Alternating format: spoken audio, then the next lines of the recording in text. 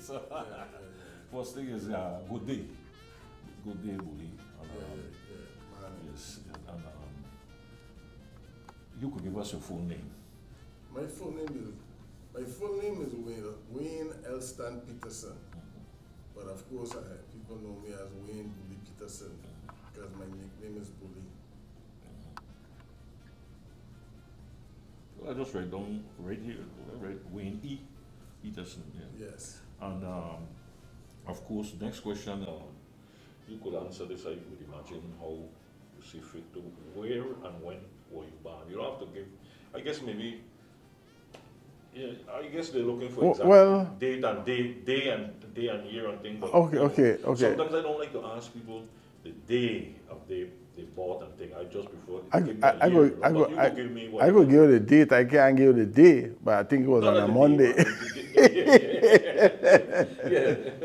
yeah. Yeah, but I was born April 30th, 1955. I was born on the island of Puerto Rico to both my Crucian parents, Alexander Petersen and Sylvia Petersen. Of course, her maiden name was Sakers at the time, Sylvia Sakers, and her current name is Gibbs, Sylvia Gibbs. That's my mother. And I was born to the people. Both of them are Crucian born in Frederickstead.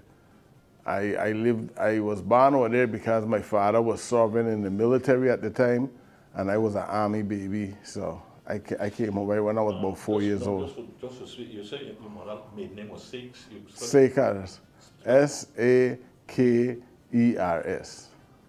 Okay, okay, good. And, Yeah. and you have brothers and sisters. Oh yeah, I got a bunch of brothers and sisters. I have close, I think last time I come about 18 of them brothers and sisters. 18. Okay, wow. Yeah, You because have to go my mother, my father had like 13 children and my mother had 9, and 4 of the 13 and 9, they belong to each other. So subtract the 14 from them two, the 4 from them two numbers, and that should tell you how much brother and sister I have. Okay. Okay, now we get into the music. You said, did your parents play music? My father was, as a young boy, my father was a guitarist with vibratones. Was a well-known band at that time. And before that, I know he played the guitar because he have told me stories about him playing and when he was a younger boy, you know. Like I don't know if I'm to give one of the stories as an example, but I always remember he gave me a story that once time they were a little boy and they had a little group playing and they were playing Batambelli. You know, from my Batambelli. The song Batambelli? Yeah. Like what about that? She Batambelli. And they jamming the song, and this elderly woman come and listen to them. And when she realized what they playing, she come over with a board stick and broke up the band. Said, how much a worthless little boy. I was singing that worthless song. The old lady broke up the band one time. Said. Yeah. Any of your brothers or sisters play music? My brother, I don't know, you probably know my brother. He used to play clarinet in this. Oh, yes. Yeah, I Paul. haven't seen him in years. Yeah, You're right. yeah. I He's remember him in in the school man in Central High. Yeah. His first name was Jack. Paul Petersen. Yes, okay. Yeah, So he was the in only California one that now. played music, Yeah, he's the only one right after the bat I could think of that played music. Well, he played in the school band, right? Yeah, he played in the school band.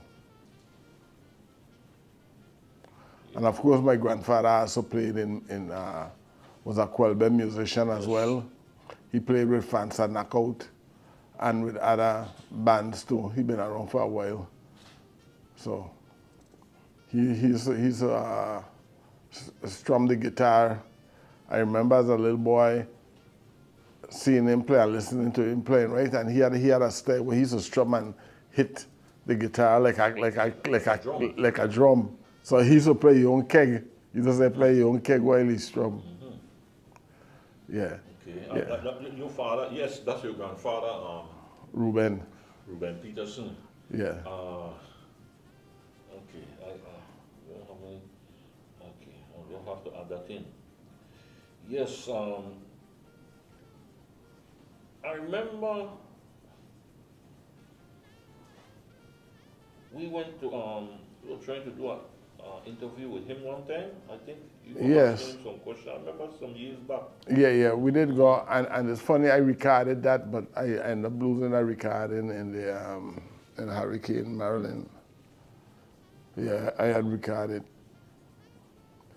Yeah. And I could give a little story here. I told that my grandfather, Reuben Petersen, was was Papa. I raised up with him as Papa and everything. But my biological grandfather was Wilfred McBean. And you know, Wilfred McBean was a floor master, cordial master, and at one time he was a flautist too. Yeah, how he played flute, yes. Yes. So I guess I get it through my platonic and my biological grandfather. Both my grandfathers was musician or contributed to the Quelbe whole So Quelbe thing. you actually knew Wilfred? Wilfred McBean. Yes, I know him. I knew him. Okay. I knew him. Okay. He was the first person that taught me to dance cordial when I was a little boy. He had a program down in the library yard, and after school we used to go down there and dance cordial. Yeah, we were little children. He was trying to start a little child group. That's amazing, you know, because I didn't know that. I never heard anybody mention that he had that program teaching children to dance. Well, I don't know how far he get with it, but he did have us doing it. He did, at least he did teach some people, some children. Yes, at least, yeah. and he taught big people too because I believe things like the Lancers and all them stuff he taught to people. You know, that's amazing because there was another flow master of here in Christian said, I didn't know him, but I heard of him. I know his family. A man named Gaskin. Alfonso Gaskin. You remember a man they used to call Help Out? I remember the name sound familiar, but face don't come to me. It was his father, this man Alfonso Gaskin. He was a quadrille flow master also. Yeah. He would have been around the age of, let's say, Vincent Harris. Vincent Harris. Around in that age bracket, because I understood that he and Vincent Harris were good friends also, and they used to go travel around to dances, and they would, you know, if Harris had a dance, Gaskin would go and he would probably call a set or two. Yeah. Gaskin had a dance, Harris would go and, you know, do the same. They would, you know, that kind of thing. I heard that from Gaskin's family, that he and Vincent Harris were friends. Yes. And Alfonso Gaskin used to teach Lancers and quadrille to students also in a place here on the outskirts, right to the edge of town, they used to call Happy Hours Yard. Yeah. Happy Hours Yard is still, you probably know it, you just don't know it as a name. It's like right across from,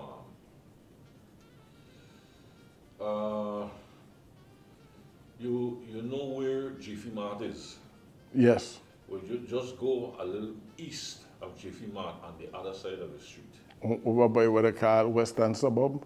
Yeah, that by where Nookie Grills and stuff used to live up there. Nookie was up the hill. Yeah. The hill, but you don't go up there. They got a bridge, we call Sofa Bridge. Okay. It's actually, they built like a seating Okay. over the gut there. Yeah. Yeah, I know the place. There's a yard that people still live in a yard. People Yes. still rent rooms and houses in a yard. Well, it used to be, they used to keep dancing there from what I understand back in the 40s and 50s and things like that. Yes. Well, anyway, Gaskin used to hold classes in there too. The same thing like you mentioned, McBean did. Gaskin Yes. was up here. Well, that's interesting. That's a little bit of information that I could use too, because I didn't know McBean did that. I knew he was a flow master. Yes, but I know he did it with us as children, because I remember the time he had, and I know I was pretty young too, because I was living on Prince Street in Frederickstead. I remember the time he came and tell my father that he wanted us to come to the library yard, and I remember him lining us up there and teaching us and the tune and all that stuff. And yes, I remember that. Amazing, because Bradley said he learned some quadrille with McBean. Yes. I I don't know if Bradley, but Bradley would have been very young, I would imagine. Yeah, he was young. Bradley, I think Bradley is like a year. We didn't wrong the same age group, but he's a little younger than me. Yeah. He's around that same age. Yeah. All right. Well, what instruments you play? We could come back to this conversation. Okay. Well, as far as instrument, I too were in the school band for a while. I played the baritone hand and everything, and I got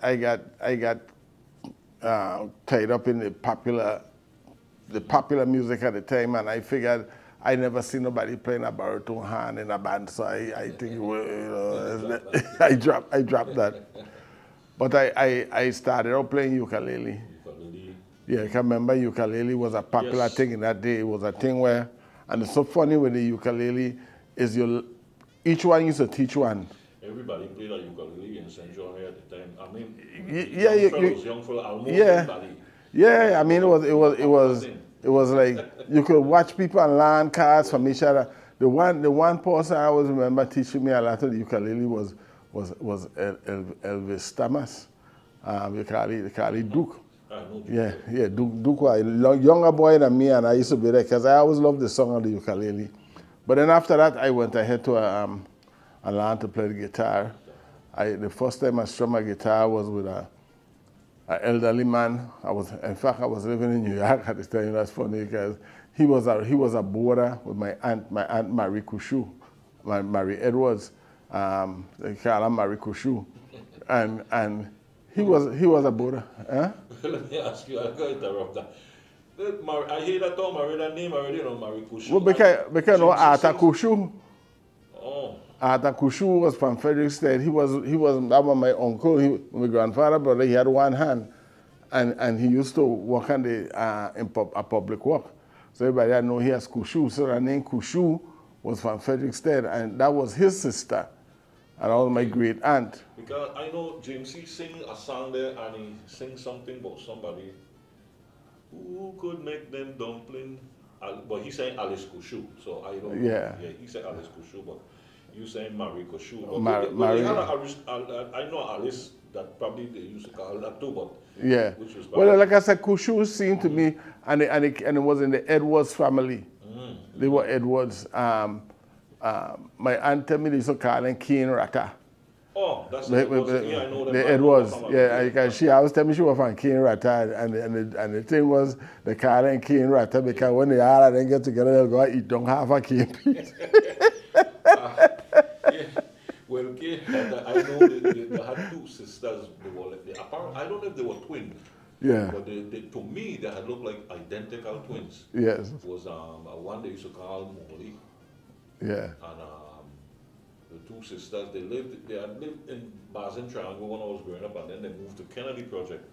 It was one was Dora, and the other one they used to call Molly. Dora and Molly, the two, and they had this brother Edmund Martin, I think was the nephew. But the brother, I think, was some family of them was this fellow was he used to call Brock Stomach. Yes, I heard of Brock Stomach. He used to be a correction officer. Yeah, I heard. But I know about the yeah. I know the family. Yeah. No. Remember now, I wasn't related to the Edwards. They shared the same mother as my grandfather, so she became my great aunt. Right. And she was living in New York, and there was this elderly guy who was boarding with her. He used to play the guitar. Okay. So I used to go in there and watch him, and I could relate. I started to relate to the cards he was playing for the ukulele. Because I get pretty good with the ukulele. How old you were then? You said when you were? I was like 15. Okay. I was 15 years old.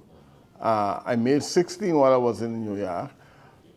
But I started to relate to the cards and things, and then I would ask you to let me play, and he showed me the basic cards and things, and I used to. Because I learned the ukulele, I was able to catch on pretty quickly to the guitar. The only thing it was the first one, what you weigh that, and thing, you had to train your hands to hold the card. You don't remember his name? His name was Alfred Hansen. He claimed that he originally was from Gallows Bay. That's what he used to say. He would talk and say he raised up in Gallows. He was from Gallows Bay, but he been to the States for a long time. The Hansen is from Gallows. They got a bunch of Hansens from Gallows Bay for sure. Yeah. I've never heard about him, but Yeah, but because he been around a long time, you know, he always had this storyboy life, and you know, and he was originally from Gallows Bay. He would tell anybody me else that.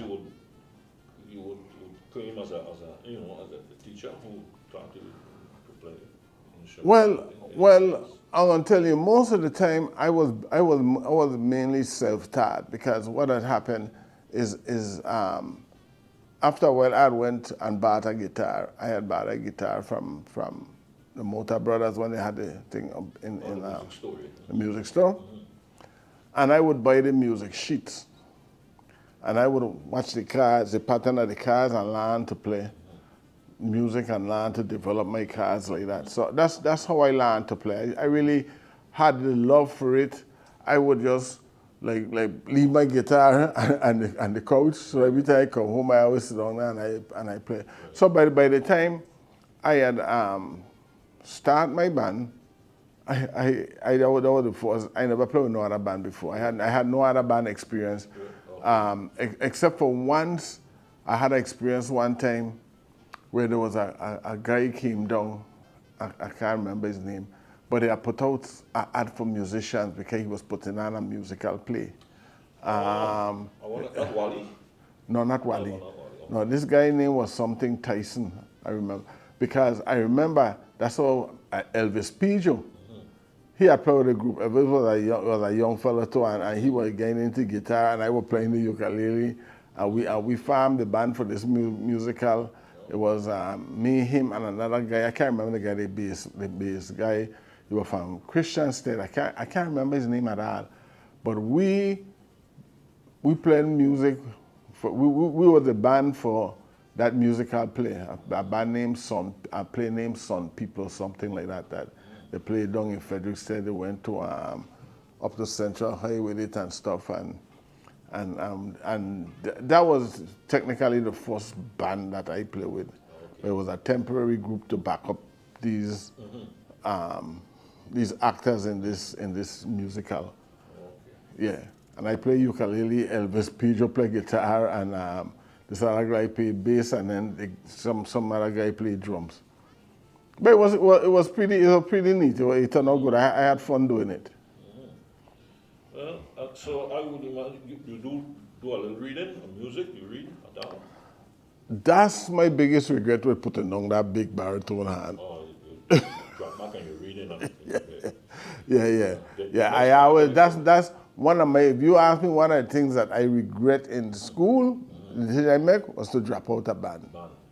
That was one of my biggest mistakes, because I don't read. I play by ear, and like I said, I self-taught. I spent a lot of time just looking at the pattern. You know the pattern of the cards. Yes. That's what I would read. I used to go to the music store there, just buy the pattern of the song and just learn to play the song by that. A lot of us did, learn to play that. I do a little reading myself, but mostly you just practice on your own. Yeah. I used to practice on my. I did a lot of practicing on my own. Well, the next part of the question is, and I know that it's a yes for that, because you regarded 3 CDs, and I know the third one, at least the three I know of, and the third one I know was all original. Yes, and so the other part of the question was, do you compose? So I yes. And not only did I compose that, I played the instruments. I played the flute. The flute is another instrument that I pick up and start to play. And again, I just bought the flute. And again, I want to tell you, I really wanted a Quelbe band. I was the last person who been out there with the Quelbe thing. I was the last person. Native Rhythm was already out. Of course, Stanley been out. Actually, we You only had started a few months before you. Just a few months. Because, yeah. I think we started both the same year, but I just started a few months ahead of you, basically. Yes. But I remember you was out. In them days, you had the Roadmasters was still out. Yeah, still out. I think James C was still James doing. Yeah, well, he Had was a, based in St. Thomas, but he was still playing. yes, and then you had the 10 Sleepless Nights. Then you had this guy called Lay Down Peep Up. I think every Glad you remember. I forgot about that. yeah. That was Sutton. Sutton was the Yeah, Lay Down Peep Up. his first name, but he had the band Lay Down Peep Up. Yes. Yeah, Lay Down Peep Up, and basically those were the Quelbe band at the time. And I really wanted to. I was motivated because at the time you had the jazz festival in Frederiksted. And I remember there was a night for local musicians. And I went there and I saw all my contemporaries up there. I saw Kenty being on the stage, Bobby Richards, Tony Richards, Devin. And these are my contemporaries. Right. And I said, yeah. And I said to myself, man, I really wanted to be a part of the music scene. So I said, you know what? I just play ukulele, I play guitar, I gonna start a band. And that, when I decided to go and start a band, I really never played Quelbe before like that. So I had to learn everything from scratch. And of course, I learned a lot of it just from the criticism I used to get from people and all kind of thing. And I went around and I just asked people. I remember, like, for example, Raymond Hoofer. I know he was a percussionist, he wasn't doing nothing. I know Juni Bomba used to play conga, he wasn't doing nothing. And I just went around. Henry Milligan at the time, he's one of the original Kafunas, by the way. Henry Milligan, he used to tell me he liked to play squash. So I said, okay, come and join the group. And then I was looking for a saxophonist or somebody to lead the band, and I was thinking on everybody. And then I remember Velma Cruz. I remember seeing her playing sax, and she played with the Noel sisters and thing when they was out at one time. Right. So I went to her and I asked her if she wanted to be in the band, and she was excited. She said, yeah. And so I had to try to teach her. Before that, I ran into a guy named Wally, used to play the flute. And that didn't work out too good because he didn't know Quelbe. But I had a book I had bought by the Motors Brothers. I don't think it's selling, but I bought it from, I think it was a Wimgate House bookstore. I think I know the book. Yeah, and it had some Quelbe music and it's written out in the notes. Yeah, and this guy used to read. A brown cover book? Yes. Yeah, name Virgin Islands folk music. Yeah. Bela Mota. Yeah, and it had some. Yeah. It had songs like it had a few songs. It had like Caroline in there, and I took it to the guy and you know, until he asked if he could play it, and he was able to read it and play it and things. So I started practicing with him, and he was the original person. But then the time came when he decided, oh, we need to name the band. We need to name the band. And at the time, that wasn't a priority to me. So I said, we'll just call it the Old Time Band and we just go and play music. And he decided, no. All the bands have someone name ahead of them. And so we should name the band Wally and the Old Time Band. I tell him, no way. I said, no way, you just come and work so hard to try to pull this band together and you a name band after you. So then he decided that, okay, well then he can't commit to playing with us because at this and that. I tell you, okay, well then, you know it is, you just go ahead. Just leave. And I ran into, like I said, I went to Velma Cruz. And she was enthusiastic. So she was the first person that played with the band. And of course, she didn't know any Quelbe. So I had to spend a lot of time practicing and teaching her songs and stuff like that. At least she was a little more adaptable in a sense than Wally. Yeah. She was too far from Calypso in a sense. Yes. had that Caribbean Yes, feel already. yes, yes, yes, yes, yes. And she had, So, she had plenty experience because they had yeah. a family band and thing. Yes, yes. So anyway, we went up. I went. The first banjo man I had was Eastman. Oh, okay. And like I said, I just pick up people, and that didn't work out too good either with Eastman either because, and I wouldn't admit because like I said, I never played Quelbe before, and I used to play guitar, and them guys, were, oh, you can't strum, blah, blah, blah, blah, blah, blah, yeah, yeah, and I didn't realize the reputation he had Yeah, for, Eastman was for being a, a rugged fellow. yeah, yeah, yeah. He Yeah. wasn't very easy to get along with. But you No. see, then again, But he was a good banjo player. yes, as He a was matter a of he was a fact, good banjo I player. got to find out in recent times that he was a versatile musician. I mean, Yeah.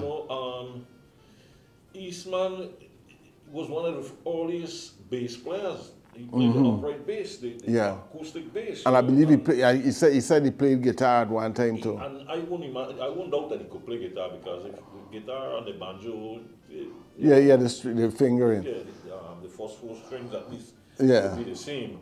Yeah. He played a little squash too, Yeah. Yeah. So yeah, he was quite a musician, but But it turned out that what had happened is at the same time I used to hang out in the yard.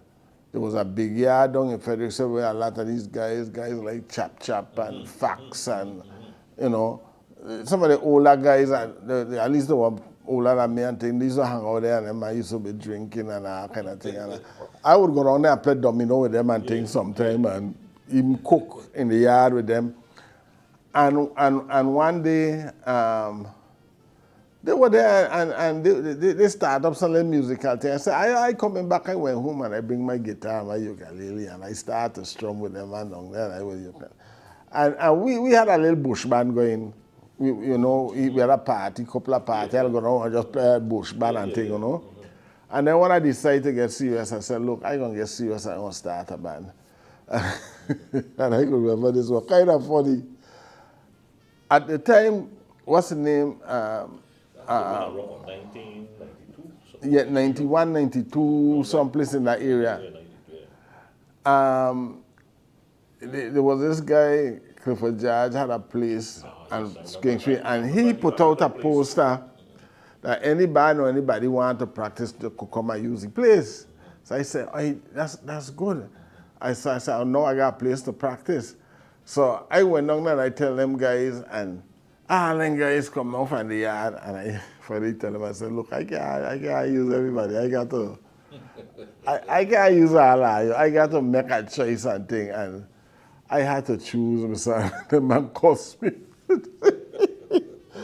But he became a big joke among us. Because they used to tease me and say, how are they come back? Come out the yard, everybody excited. And when look at the yard, and come back one by one with the yard cussing because I tell them they can't play in the band. Yeah, but we remain friends. We remain friends. They used to tease me about it. It was a big joke because they understood. Yeah. So that's how. And then after that incident, when I started to practice, then we said we gotta come up with a name. And I say, you know what? I want an old time name. I want a word or something that could relate to Crucian people, in an old time way and thing. And the word Cafoon come to me. Cafoon, you and somebody resting at your Cafoon, you on the ground, and your Cafoon on the step, and I say, all right, Cafoon. And as I came up with Bully and the musical Cafoon. And I'll tell you, that name caught on so quickly. Yes, it did. It caught on very, very quickly that even when I first went in there, everybody was just looking, who this Cafoon? I mean, and everything, the name Cafoon just went wild. You made a good choice because you're right, the term Kafuna, it was a term that wasn't being used that much at that time. But it reminded a lot of people of the word. But it reminded a lot of people of the word at the old time. Because it was a word that was in use, It used to be used a lot. Yeah. way back before our time. But Yeah. you brought it back, and it caught out a lot of people. A lot of people Oh, like yeah. the idea of that term. They hadn't heard the term. I Yes. myself had heard it when I was very young, growing up. People use it, but then Yeah. after a while, you know. Yeah, when we were children, we used to use it when we're going to wrestling and thing with each other. You know, you bust down somebody, say, I'm not But Kafuni. we use it in a musical sense. Yes. And even in that way, you know, the word had kind of fell out of this, fell out Yeah. of use, at the time, Yes, yes, So you yes. brought it back, and it caught Yeah, on. It was, yeah, it was and then I liked it. musical kafunas, so kafuna with music, I think. Yeah, but that's how I got started, and from your experience, it's a lot of trial and error, and you go through different stages, and you got people come, people go, and one of the most challenging and hardest things, sometimes we gotta ask people to leave. You know, I mean, sometimes you just gotta fire, like I said, just fire people because they ain't living up or they ain't carrying the load and thing. But I think the band reached its peak at the time when I got Ira to blow with us. Because Ira was playing second sax with Blinky. But for some reason, Blinky would come and tell me, man, how you could get hit to play so with you and I can't get hit to play so with me? But the key was, Ira was a humble guy. He will not try to show up Blinky. Very humble. So he will just stay back and let Blinky play and thing. But when he was with Kafuna, he had the lead. Yeah. He had the lead. He could just turn loose. I was very humble for sure because before that I had the opportunity to play alongside him too when I played with Joe Paris band. Yeah. Because when I joined Joe Paris, I played with Hallo. I was learning. Yeah. And that's what Paris told me, come in and play along with Hallo and you're going to learn in music. Because when he asked me, I was ready to tell him no, not because I didn't want to play, but because I didn't know the music. Yeah. So he told me, he said, no man, come and you're going to learn it, playing along with Hallo, and he's going to stay until you get it. But he told me Hallo was planning to leave to go with JC. Yeah. So I know how I played with Ira and very humble, but of course with Paris he was a little bit more out front because no one was relying on him because I was still young and still learning, so they had to more rely on him. But I played alongside him for years and was a very humble person for sure. Yeah, he was very humble. And even when I was playing alongside him, after I really started getting the music, instead of playing lead, what he would do is he would play a second part, a harmony to my lead. Yes. See, he was like that. He was humble. He would, pull himself back and push you out front. Kind of way. He was humble like that. Yes. And it was a very then before that one of the things is that at some point in the band, in that whole process, I had to play banjo because I think I played banjo with you one time in St. Gerard's Hall. I think so, Yeah, that was one time I played banjo. Yes. But I had played banjo because I couldn't get a banjo man, and I had another young fellow who had played guitar. But the trouble that I would have with him is that he used to like to play the fine card and the nicky. And he used to tell you, no, you got to manhandle the guitar. You got to pump the guitar. He was more into the regular soca. Yeah. But I remember that you went to a couple of players for you, In fact, the first year, I still got the book, In the first year, there's something like 20 musicians I went through, doing different things. One of the people who would come and play bass with me was Gilbert for thing. Yeah, I'll get Gillo to come over and play bass with me sometime and thing. I would just get people. One time Devin Carrington was playing with me. You know who also played with me to play bass? And the Lacadre. You remember Pancho, who used to play with Dysonics? Yes, Valentine is his right name, Valentine de Lacadre. Yes. Yes.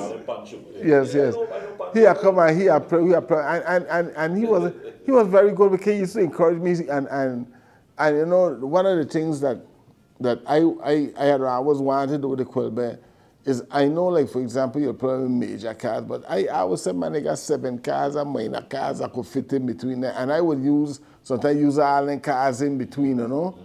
And Pancho will tell me, watch now, you know you got a man playing guitar, I can't play them cards there.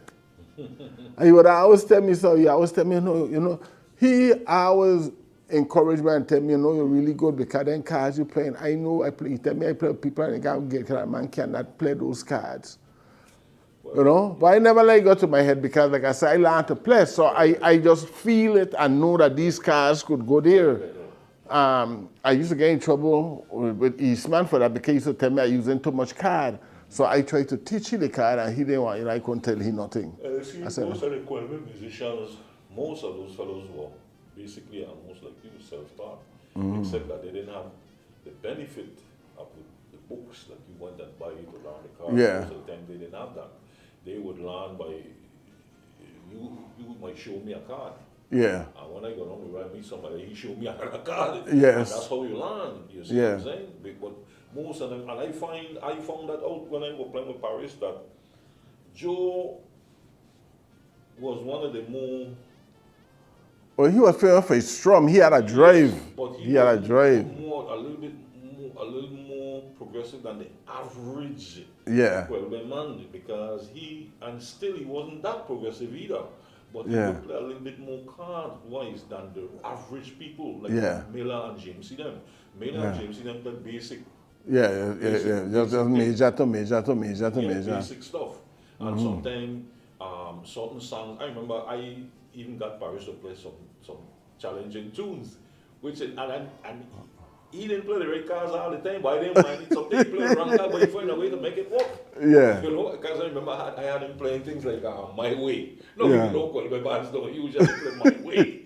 But I mean, we did it one time, one time we used to play, and he would try, he would find something to play in there. Make it work, a lot of times they want the right cards necessarily. But he was one of the few that could do it. So I'm not talking bad about him, but see, James C. couldn't really do that. Yeah. James C. was just a basic. Yeah, well, I'm going to tell you, I had one of the records I make was with James C. And I play the guitar, right? And I'm going to try to remain humble, but I'm going to try to be honest. Them cars that we drive behind James C., he never played like that before in that record. And I really like that CD. The CD has some problems because of some internal issues in the band. That's the CD broken off Fungi? Yeah, broken off Fungi. And and it has some issues with people. One of the things in the early days, Stanley had tell me this.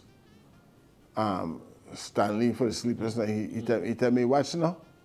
One of the hardest people to deal with is people who the pong and scrape thing.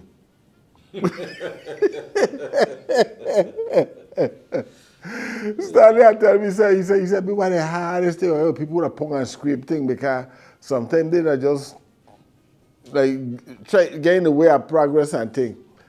And I kind of experienced that with my band from that CD because I was the exclusive producer because the fellow Larry Braga from St. Thomas who had Parrotfish. I didn't know him, but I heard about him. Yeah, he's the one that called me and said he wants to do a recording with James C.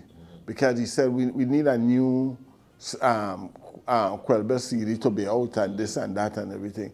As a matter of fact, he told me like months after, because one time we had a discussion in the beginning as to who gonna get the credit for the CD, because I said, look, you using Kafunas and Kafunas should be the one to get the copyright and all these things. But and we went to see our attorney and thing, but in music you got this thing we call an executive producer, and the executive producer basically they put the money up front and pay for everything for the musician, and the musician don't make the money until They make their money. That's right. All expenses paid. So after he make all his money, then we go start to get something. But he did pay us for it.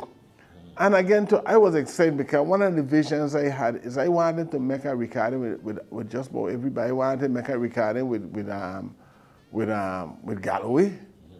I wanted to make one even with Derby. I wanted to make one with all these fellows, Quelbe Rising stuff and just playing with them. And so when I had the chance to record James, I was very happy. And there were certain little things that I overlooked and I took for granted that I learned the hard way, that if I ever got to do that again, I won't do it that way again. I tell you, all in all, I think the CD was very good. Yes, the CD was very good. See, but I ended up, I ended up where I did the work for Larry Braga. He was the executive producer. So he gave me CDs. He said, look, this is, I got to pay you a CD because I did all the work for him, right? Now, he gave me these CDs, and the guys believed that I should have share it with them. No, they all got paid. He paid me also, and I paid all of them. And then Mr. Rollins, whose place we use and the cover, yes. I paid him. So I didn't get no money at all. You understand with all the work? Right. So I said, well, the only payment was the CDs. The CDs is mine. So when they give me the CDs, they tell me, oh, what about this? I tell them those are my CDs. You know? I said, I get paid already. I got to sell these CDs and make my money. And they didn't understand and they didn't agree, and it caused a big rift between the band. Some of them man walk out and say they're gonna break up band. You know that thing because I went there. It wasn't the first time I went to that. Because I went to the same thing with Eastman and Clifford. They're gonna leave the band and they're gonna break up band because they're gonna walk out the band. Clifford I take some of my instruments, them and they lock up in the place down there and all that stuff because they're gonna break up band. But they didn't create no band. How they gonna break up band that they didn't create? You know what I mean? I was the man who created my band. You can't break up this band. Only me could break up the band. Anyway, and anyway, they did the singing, but I still went ahead and I played. In fact, you even played with me the time when we went to, remember one time you come with me, I call you and you come with me, and we went to St. Thomas to, you traveled with me twice. We went St. Thomas to Limburg Bay, to the beach. The time when Tito Puente was supposed to come and play. Wait. You remember you are coming with me? I went with? Yes, me you went with. When we went there and we were I come to remember. No man. No, it was your band. What happened? Yes. What had happened, right? I was there packing up the instruments to go. And I leave my guitar and synchro and I get with her and I had no guitar.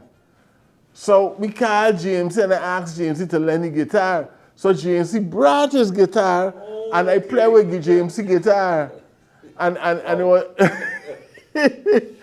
and it happened that I played with James' guitar and it happened that we only had to play one or two songs. I think because Tito Puente was supposed to come out and we played on the beach that yes. Or something, Megan's Bay. Beaches. Yeah, there was they had a concert there with yes. Tabu Combo and from Haiti and things. Yes. I remember that gig. Yes. That was my band you went with. Yes. My goodness. And then you travel again to me. You travel again with me. One time we went to Virgin Garden. Yes, you can wait to Virgin Garden. The first time we went to Totola, and when we went, I mean, I believe my band I hit the peak when I said with Ira, because at the time I had that's the band was where I would love it to be. Sure, I went to Virgin Garden with you. You went Virgin Garden with me. Wow. We went Virgin Garden at night. I cannot remember now. Yeah, man, we went Virgin Garden with me one time. You went Virgin Garden with me. I went one time with James C. I know I went with James C. No, you're coming. That's not after though. James C. one was more close to like Yeah. around 2000, coming into 2010. Well, we went to Tola, and we went looking for a lashing dog. We went looking for them to like to challenge them for a show dog and they were lashing dog. But they had left. They had left. Half island. And then now, when we went to Virgin Gada, they got a rule where you got to play with a local band. And we played, and when the other band then come and hear we play, the man said, no, sir, we ain't playing again after them. Them crew shall no play the shops on Quelbe. They don't want, they refuse to play after we don't play. It's amazing. I wish I had some pictures or something from that time. Yeah, man, I thought I carry case. That's why I tell my carry case with me. Yes, I thought I carry Casey. I remember I used to sometimes carry Casey and I carry my son and thing and they call me. Casey was young then, just getting into the Yeah, because Casey was one of my students because I had started a young group. young group. That's right. You call it the Junior Kafunas.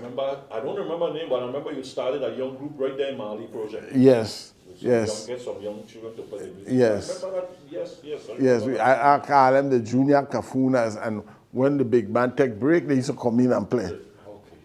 Yeah, the junior, and that's where Casey started. And Casey always been a good kid because he was anxious to learn, and he learned how to set up the instruments and thing. And I used to tell him, man, we gotta get Casey something. You are a young boy still been in school and thing. And that's why I tell people I'm proud of Casey because Casey stick with it. Casey had the right aptitude for the music because he stick with it. He been with Miss Asta dancing, masquerade, and he grew up now and he have his masquerade group. He have his group, and I was very I was very proud when he come to me one thing. He said me, Bully, I got a job. So we play with. He said, I play with Stanley and the 10 Sleepless Nights. I tell you, good. Because he learned and he used to stick around the band. Now he went off and he wanted to play with them guys. And up to now he's still there with them. Yeah. You know? He come a long way for sure.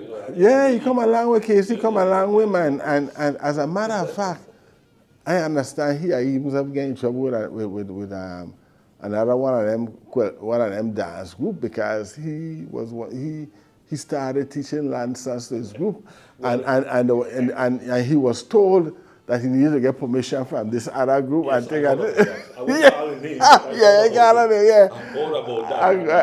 And that was very. I didn't like that when they told him that. No, but when I tell Casey, I said, Casey, this is our culture. Don't study them there.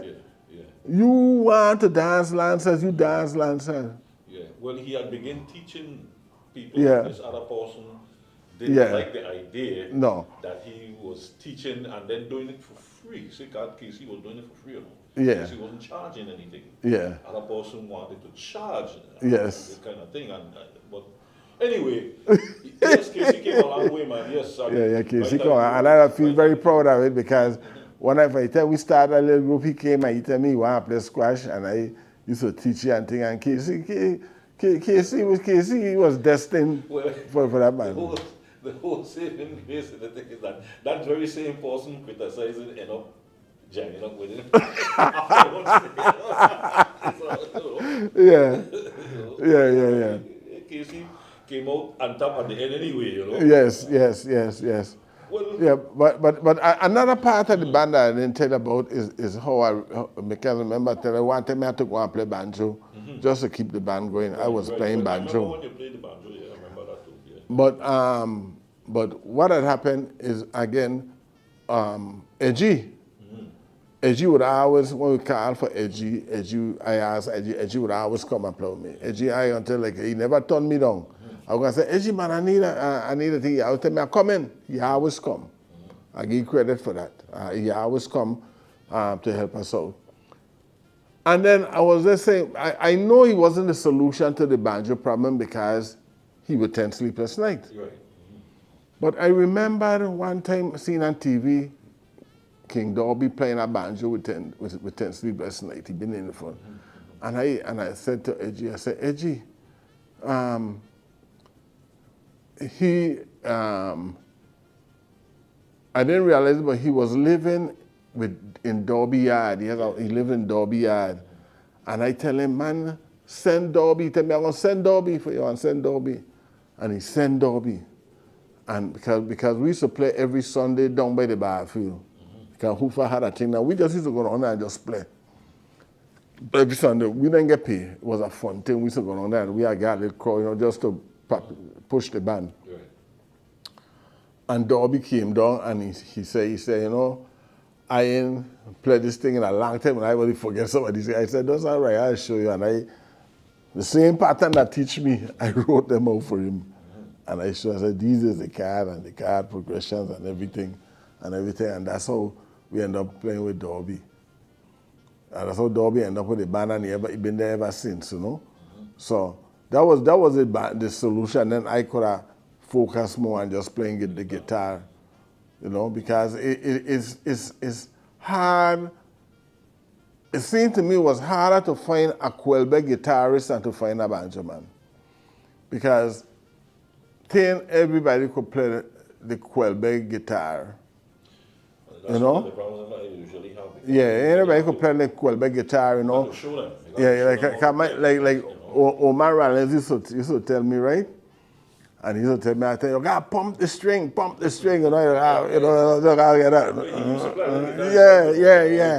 know how good it was, but I've seen the guitar. I remember I seen him walk around with the guitar too, and he became an honorary member of my band because he came and he played the squash, and then when this whole incident with them guys walking out from the band and thing, again, like I said, I was determined. Nobody was going to break up my band.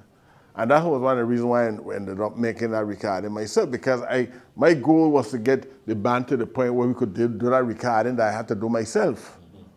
You understand? We had already started playing Oira. One thing with Oira that I really admired by Oira have a good musical ear. You could go to Oira, you could hum a tune, and only one or twice Oira got to go around with a sax, so Oira got it. So it was easy for me to teach Oira my song them. We used to play, I got one of them, the Emancipation song, and we used to play that because Oira catch on to it. We played it for a 3rd of July thing, down there, and to me it was well on the way to really me to get to the point where I could get a band to play these songs that I had written, But, like they say, man who like to scratch and pound thing does. I was originally a guitarist. Yeah. I know he used to pick guitar. Many times I take my guitar and pick it because he was with the Pambush had shots. And he used to, and then I used to play and lead with guitar, and then he could pick. Well, I got some questions here. Some of them you probably don't answer in the conversation, but I'm going to ask you this one just for the, you have a favorite Quelbe song you like to hear? Yeah, man, I got some favorite Quelbe song. I got some favorite song you like to hear or you like to play, listen to. Yeah, I got some favorite Quelbe song that I really like. That one Batambelli, I love Batambelli. Okay. I love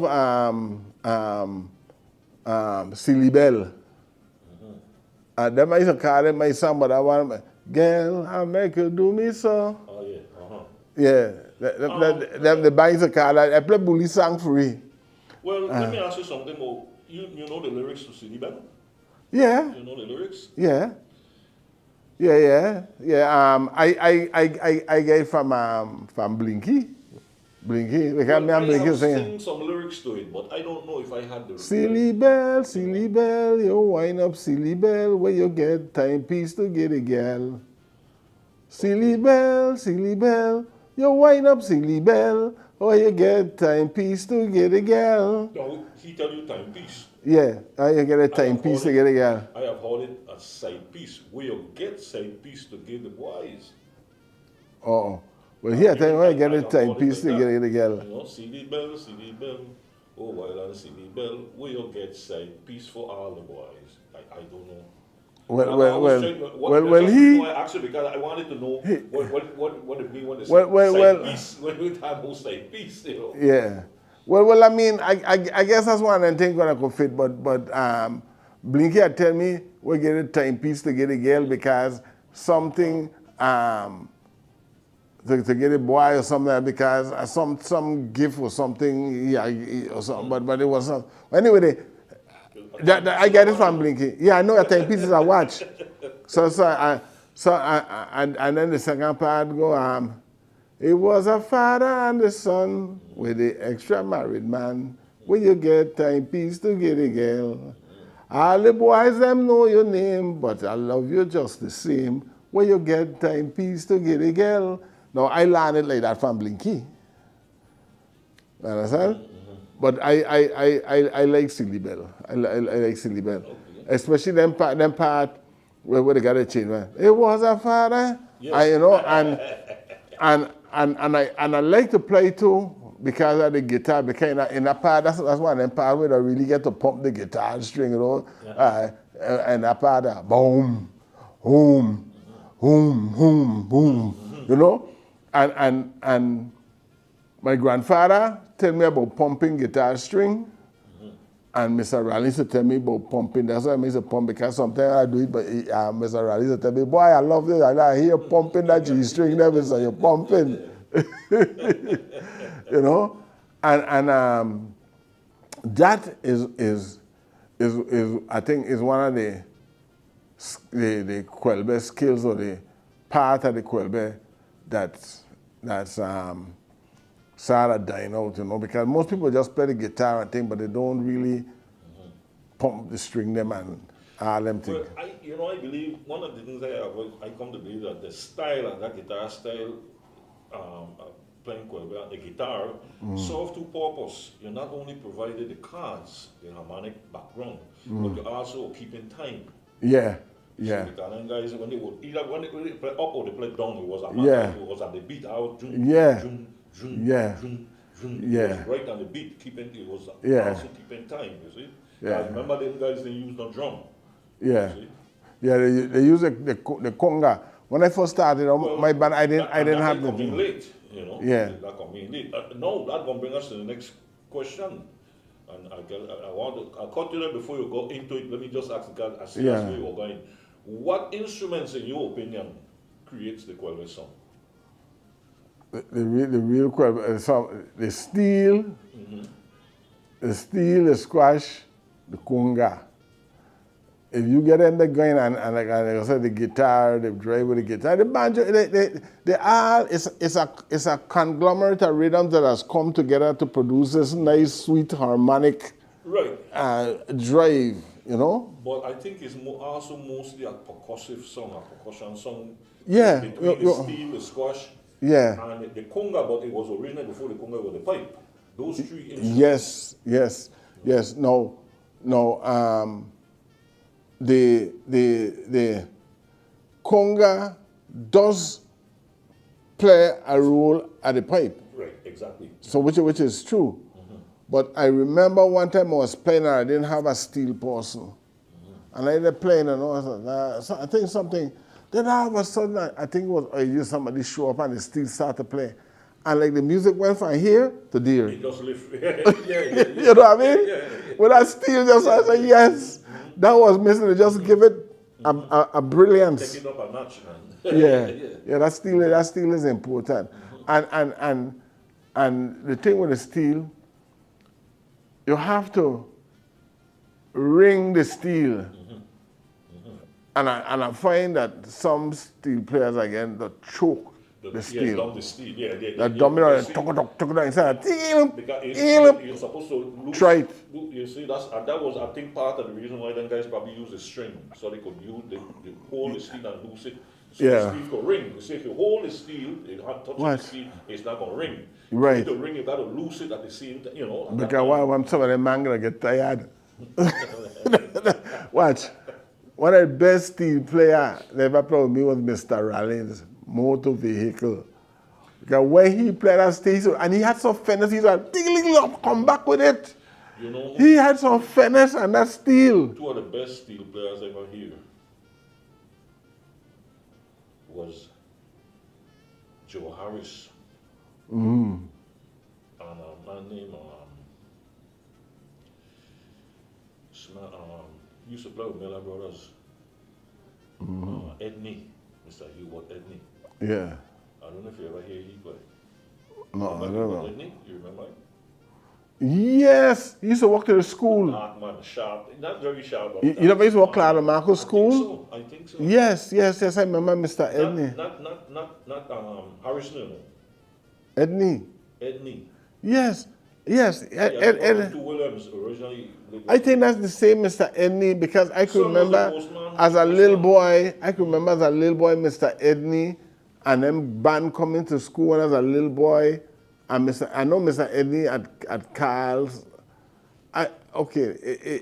It's a memory I have of Mr. Edney. He was a to me, was a smart built man. Yes, that's him, dark. Yeah. Yes, he used to walk to the school, Claudio Marco School. Yes, I believe so. Yeah. Who had picked up the steel very good, I used to love to hear, was Sandy Michael, the girl who had played with me. Okay. Because she was another one that like I said, when I went to Alistair with the band, I say Asta because Asta used to be in charge of the children up in Harrigan when I had the small group. So when I go up there to teach them, she used to be there and she said she wanted to play. And she used to be there learning the squash, taking the lesson just like them. She and Sandy used to be together and then I said, one day I asked her, I said, you think Sandy will play the steel if I ask her? She told me, yeah, go ahead and ask her. So I went and I asked her, she started playing, and then she started to play with Mr. Rollins. Mr. Rollins was playing pipe with me and thing then, right? And Mr. Rollins used to get some good tip, and she had a nice drive. Well, you know, she had a hell of a drive. I love to hear Sandy play. I would imagine you know that the music for her running the blood in her. Yes, Her grandfather was a pipe man. Yeah. Blow pipe. Yes. Forget his name now. Her mother's father did it, Miss Gracie. What's it call him? Something Bill? Wild Bill? Yes, that was a nickname, but Robinson. William Robinson was the name. That's the same. Wild Bill. Yeah. Wild Bill. Yeah. And then I think also she was related to Saipo, if I'm not mistaken. Yes. Alexander Michael.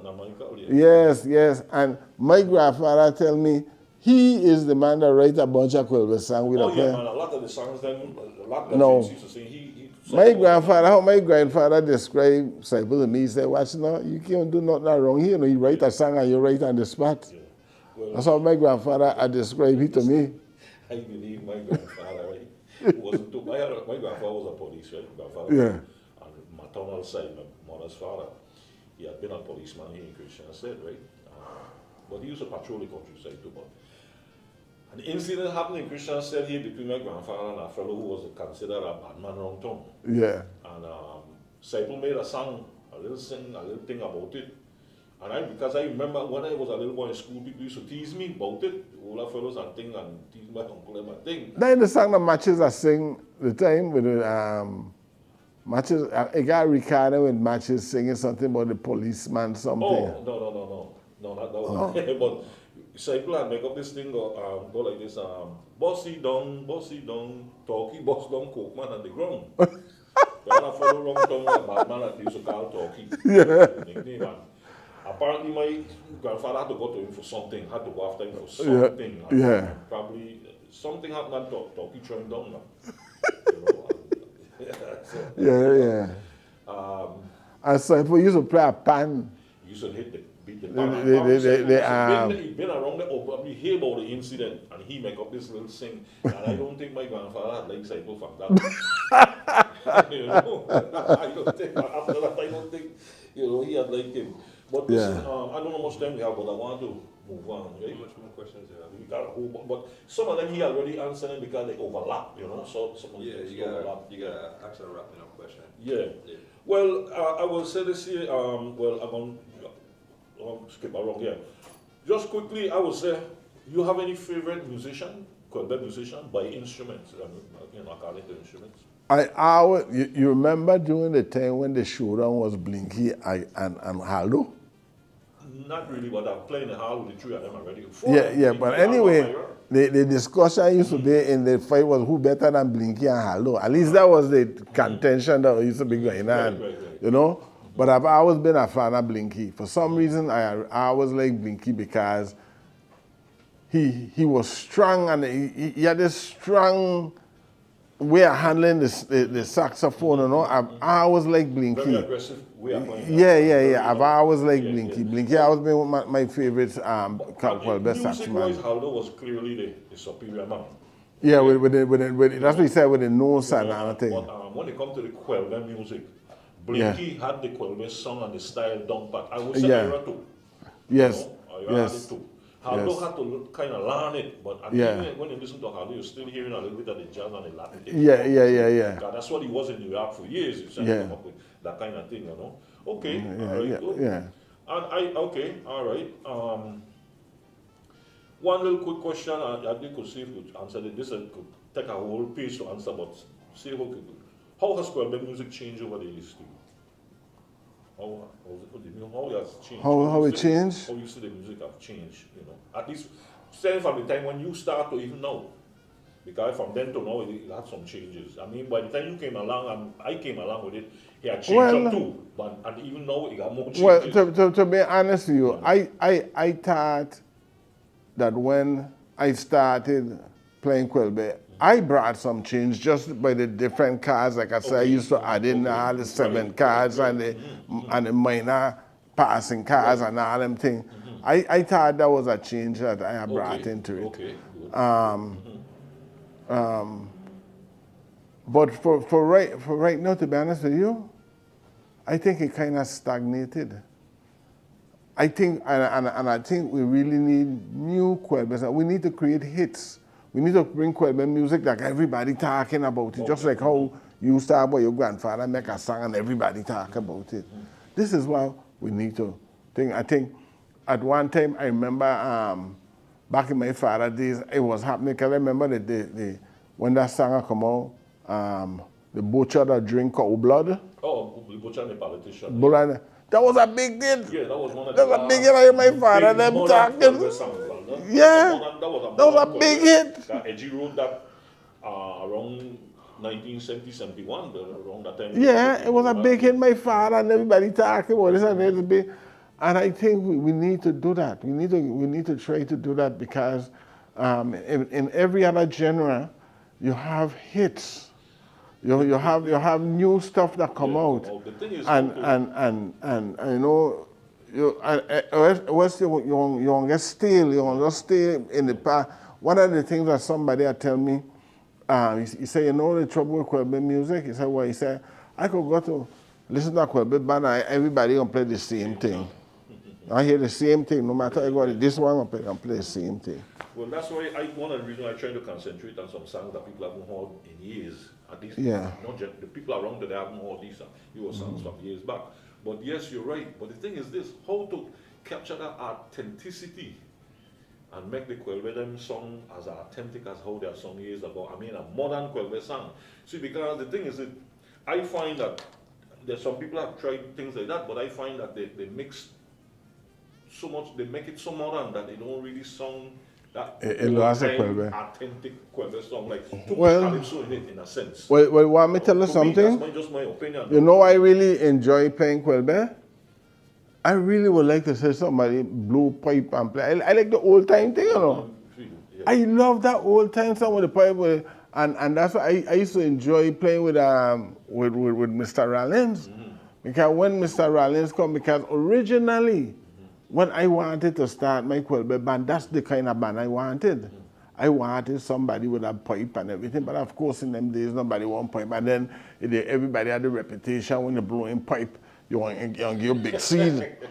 Blowing pipe, they give you a big seed, so nobody wants to blow that pipe to get big seed.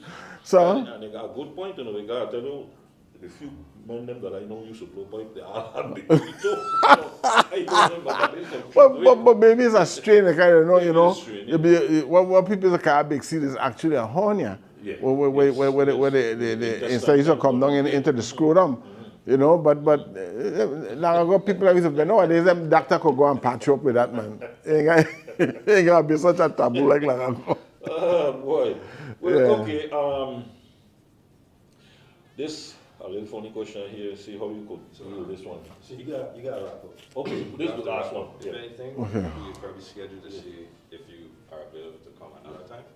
Okay, well, let me just finish. Well, this is one question I was asking. What makes Quelbe music different from calypso, soca, or other Caribbean music? You know? I think that the simplicity is a very pure, simple music in the sense that the makeup, you know, the steel, the pipe, and all them things. But it has a nice drive to it that does make people want to dance and things. Like I said, them beat and so that you got. I agree with one thing there with the simplicity. Not that I don't agree with other stuff, but the simplicity is one of the things to me that stand out. And I think that's one of the hardest thing to capture. Because today when people trying to, I know one person who's been trying to write some songs, do some songs, but they sound more calypso-ish to me. Yeah. Because I think this is a person, because they come up in that style anyway, even though somebody playing Quelbe, they come up also playing Quelbe. But they tend to try to add too much of a modern touch to the song then. And I think that's one of the things that change in it, why you don't get you can't capture that authentic sound, you know. Yeah, and one of the things that I think that's changed too is the bass drive. Some people have got too much walking and thing with the bass, and when the bass to me is like a boom, boom, you know, bass and something like that, you know, you get that bounce in the bass and thing. Structure. Yeah. Is a 2/4. Yeah, yeah. You see, it's 2/4. It's like.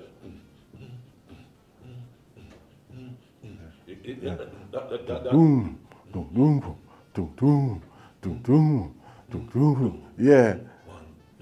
1, 2. It's just bass and that 1, 2 thing. Yeah. And sometimes if a bassman try to put in too much thing in there, it throws. It can't find Quelbe over. Yeah, because the bass got to be based on that 2/4. 1, 2, 1, 2, 1, 2. You know that's the basic structure for Quelbe.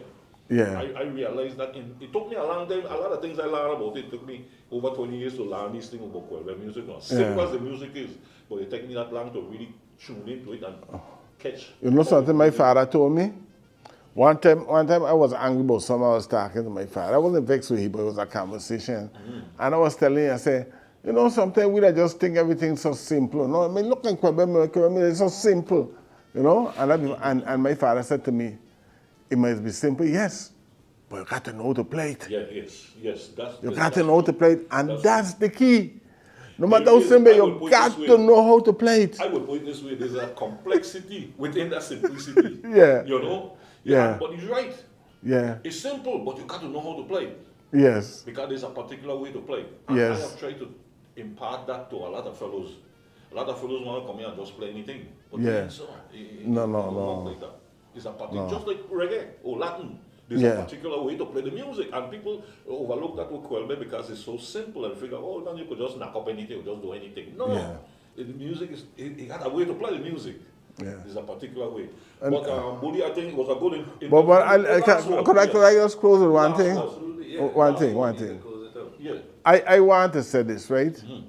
To me, one of the biggest honor I had and getting involved with Quelbe was getting to play with the masters, the old Quelbe people. At one time, like I said, I had Ira as a band member, I had Blinky as a band member. You understand? I played with Scipio before. I get to play with Edwin. I get to play with all these old musicians. Yeah, and I get to do a thing with Jamesy. You know, and that was unfortunately, me and he have our get along good, but he wasn't an easy man to get along with. But they say the thing with that recording is I arrange. He just sing. Right. You understand? So I was able to play everything my way, and he just sing along. Yes. And I really think that's I think it's one of the best Quelbe CDs out there. At least among the best. I love that CD. Yes, it's a very good I love that CD. Yes, and I love it. Introduce some songs that we ain't hear in years.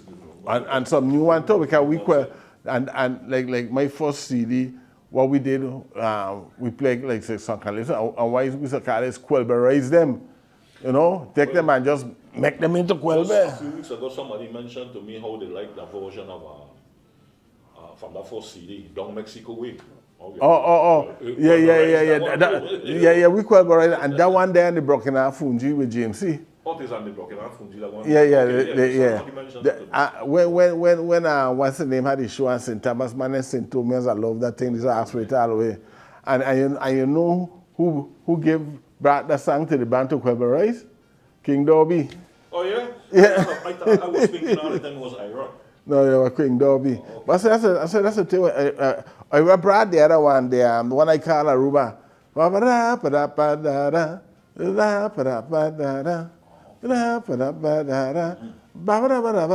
you go. I brought that one. Okay. And he brought them because he bought it on a cassette that he bought when he was in Aruba, and it was in that sparring side, but he had a nice melody, so he brought it to the band and we arranged it and everything and we played. Okay. Good. Hey, well, Bully, Yeah. thank you, man. Thank you for coming Yeah. and doing this interview. It was, I think, very informative and a good start.